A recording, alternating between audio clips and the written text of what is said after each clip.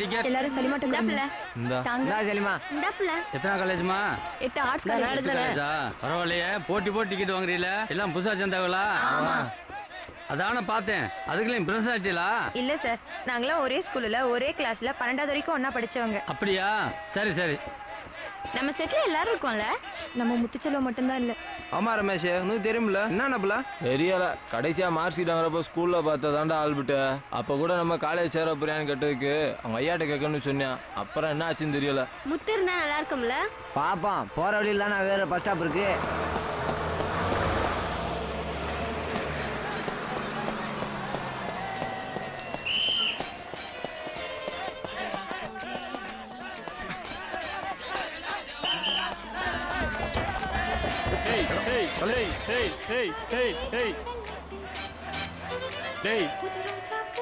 நான் ஃபர்ஸ்ட் இயரா? ஆமா. எந்த டிபார்ட்மெண்ட்? BA history. இதோ பாடுறா, நம்ம டிபார்ட்மெண்ட். நாங்க யார் தெரியும்ல? தெரியாது. தெரிஞ்சுக்கோ, உன்னோட சீனியர். நான் சீனியருங்கிறோம், மரியாதை கொடுக்க மாட்டியா? குட் மார்னிங் சொல்ல மாட்டியா? Good morning sir. Good morning sir. எப்படி? போ போ, படிக்கட்டுல எல்லாம் ஜூனியர்ஸ் நிக்க கூடாது, சீனியர்ஸ் நாங்க தான் நிக்கணும். என்ன எங்க ஒண்ணு? காலேஜுக்கு. இதாப்பா விலகு. வேறப்பா. டேய் முத்து. ஆமாச்சி. என்ன நம்ம கிளாஸ் செட் எங்க இருக்கீங்க? அப்படி எப்படி இருக்கீங்க? ஆமா, நீதான் காலேஜ்ல சேர்ற மாதிரி இல்லன்னா? ஆமா, அப்படிதான் நினைச்சேன். எங்க ஐயா கிட்ட கான்ட்ராக்டர் ஒருத்தர் உங்க மகன் விளையாட்டுல நிறைய பரிசு வாங்கியிருக்கான், அவனை காலேஜ் படிக்க வைடா, அங்க அவன் விளையாட்டுல நல்லா வந்தா அதை வச்சு ஸ்போர்ட்ஸ் கோட்டால கவர்மெண்ட் வாங்கிடலாம்னு சொல்லியிருக்காரு. அதான் சேர்த்து விட்டாரு. BA history. என்ன எப்படியோ நம்ம சேர்த்து ஸ்கூல் மாதிரியே காலேஜ்ல ஒன்று சேர்ந்தோம். அதான் ரொம்ப சந்தோஷம். பஸ் தான் காலியா கிடக்கல, உள்ள வந்து தொலைக்கலாம்ல. சொன்னா கேட்கலடா. இந்த காலேஜ் திறந்தாலும் அவங்களோட மல்லு கட்ட வேண்டியது. என்ன ரமேஷ், உம்முன்னு வர? எப்பயும் ஜாலியா இருப்ப? போடா, 12 வருஷமா இதே மூஞ்சில பாட்டு இன்னும் 3 வருஷத்துக்கு மறுபடியும் இதே மாதிரிலாம் பார்க்க நினைச்சா எங்கிட்ட இருந்து ஒரு சந்தோஷம். ரமேஷ், இன்னும் திருந்தவே இல்லடா நீ. நீ வேற. ஆமா, அப்படியே மாறாம தான் இருக்காப்ல முத்து. இந்த ரமேஷ் உன்னை கொஞ்சம் மாத்திக்க. இதாப்ல ஆரம்பிச்சியா? இந்த பாட்டி மாதிரி அப்படி இருக்காத எப்படி இருக்கான்னு அறிவுரை சொல்றது, அப்புறம் அதை அப்படி இது இப்படின்னு பெரிய புலவர் மாதிரி கரு சொல்றது, இதெல்லாம் நீ மாத்திக்க. இது பள்ளியாடம் இல்ல, காலேஜ். ஆரம்பிச்சிட்டாங்களா சண்டே? அங்க பாத்துல எப்படி இருக்காங்கன்னு ஜாலியா.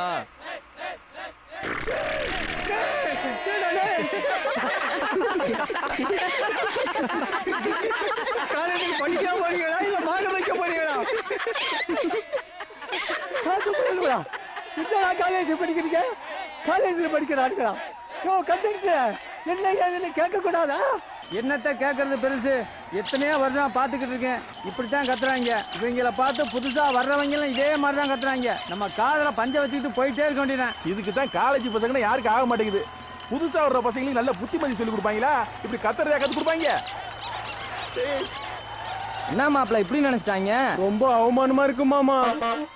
வந்தனம் ஐயா வந்தனோ,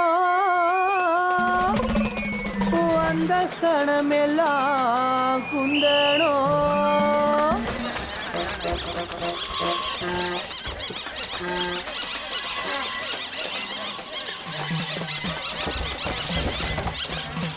வந்ததன எல்லாம் ஏற்கனவே குந்தினால நீங்க கடைக்கு வாங்கன்னே.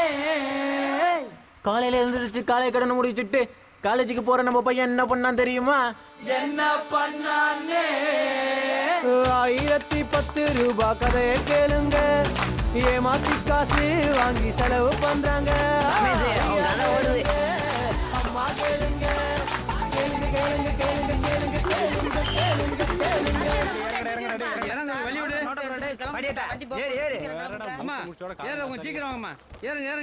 இப்பெல்லாம் ஏமாத்தி காசு வாங்கி போற நம்ம பையன் பஸ்ல போகும்போது எப்படி போறான் தெரியுமா?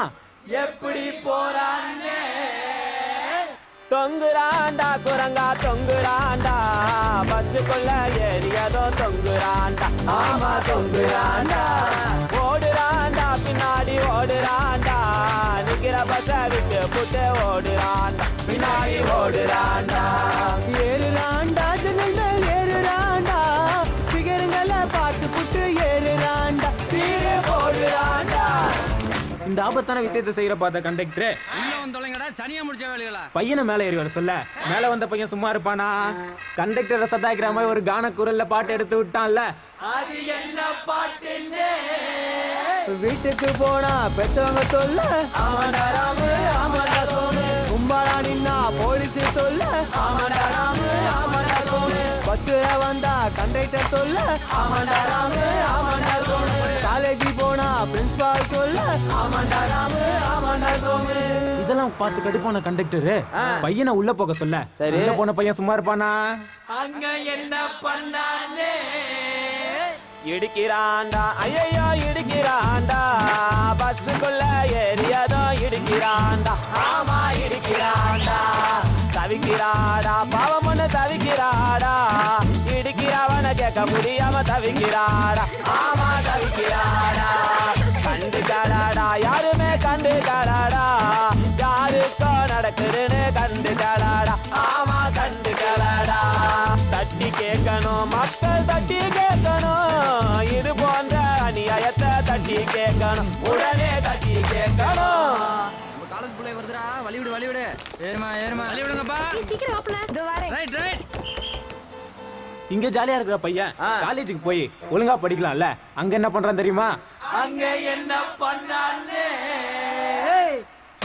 தீப்பொறியில் பத்த வச்சு புகைப்பிடிக்கிறான் மறைஞ்சி புகைப்பிடிக்கிறான் வீட்டுக்கு தெரியாம மது குடிக்கிறான் போதையில் தடம்புரழுகிறான் சினிமாவை பார்த்து புட்டு காதலிக்கிறான் ஒருத்தன் காதலிக்கிறான் காதல் காமம் வேறுபாடு புரிய மறுக்கிறான் ஐயையோ பரிதவிக்கிறான் கெட்டவங்களை மதிக்காம கெட்டு போகிறான் பிஞ்சில பட்டு போகிறான் இவையெல்லாம் தப்புன்னு தெரியாம இருக்கிறான் சொன்னா எழுது பேசுறான்.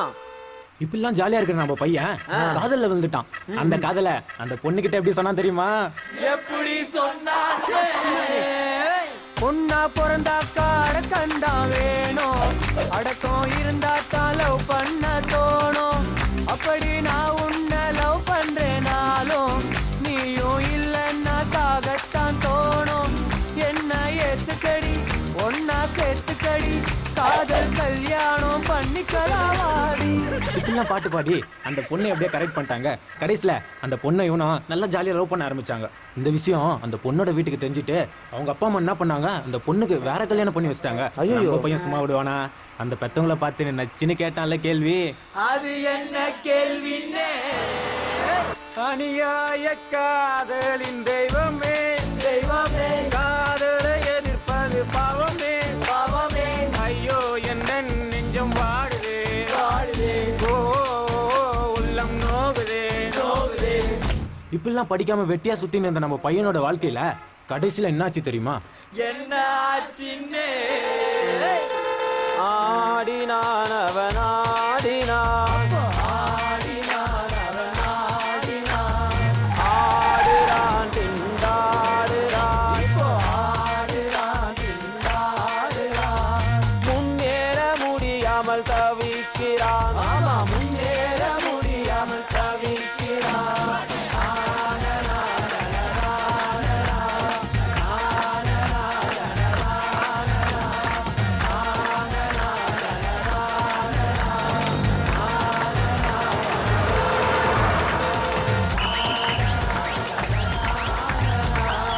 இதனால காலையில சேர்ந்துக்கிற ஃபர்ஸ்ட் இயர் பசங்க ஒழுங்கா படிச்சு வாழ்க்கையில முன்னேறணும்னு சீனியர் சார்பா கேட்டுக்கிறோம் சாமியோ. போதுமானே புத்திமதி. போதும்பா போய் நல்லா படிங்க.